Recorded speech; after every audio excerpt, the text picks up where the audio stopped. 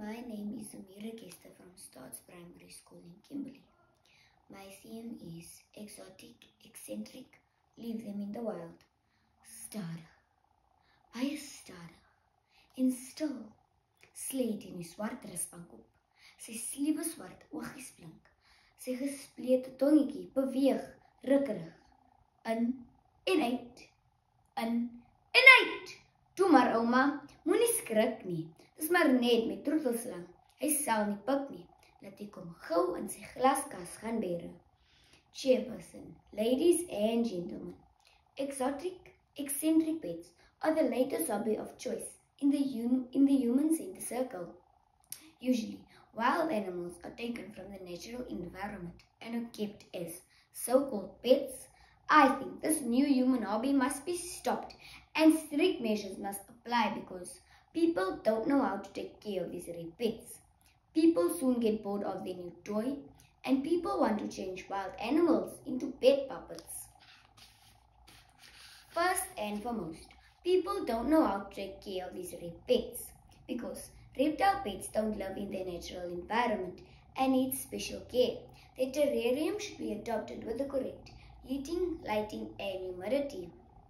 Their usual foods must be supplemented to give them nutritional value.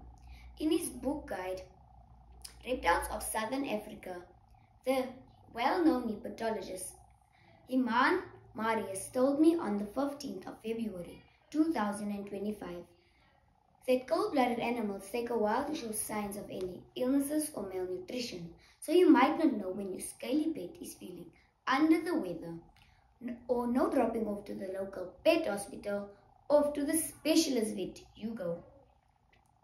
Iman Arias told me on the 15th of February that except for being pricey, reptile food such as cricket, worms and mice are hard to come by.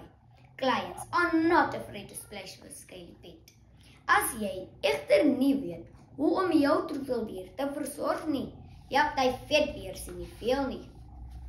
My tweede rede is dat hierdie gier nie lang hou nie. Sommige gou verloor hierdie stokperdjie sy glans en moet verwarde diere iewers gelos word.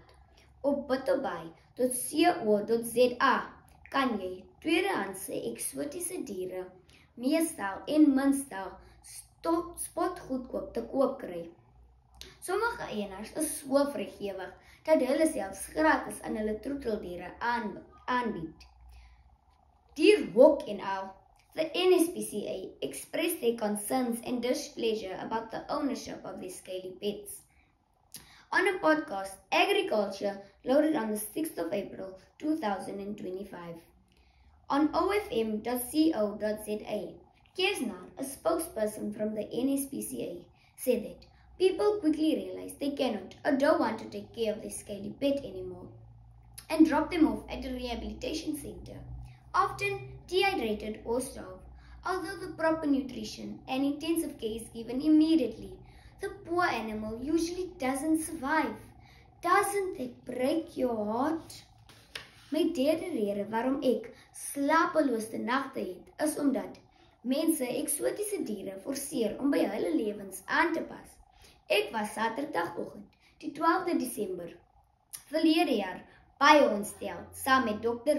François Lagrange van Onderstepoort. Hy het die neteliggie onder die vergrootglas geplaas.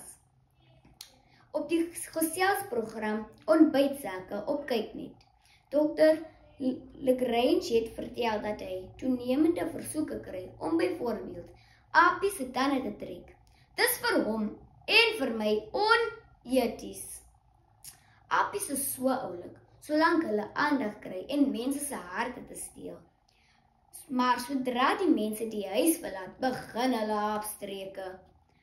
Warrend, bloot uit vervelend. Nie waar nie? Dis word nou apie in 'n hok gesit tot almal tuis is. Sans moet apie soos 'n mensbaba optree, na 'n heel dag, soos 'n dieretuin apie in 'n hok was. Verwarrend. Nie waar nie? Voorsitter, dames en heer, oupa se honde en kitsiekat is uit. Raar en anders is in. Die realiteit is egter, Mense weet nie hoe om hulle te versorg nie.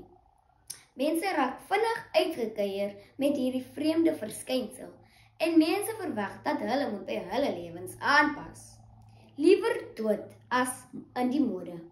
Ek sê basta, stop hierdie moorgier en los hulle veilig in die natuur.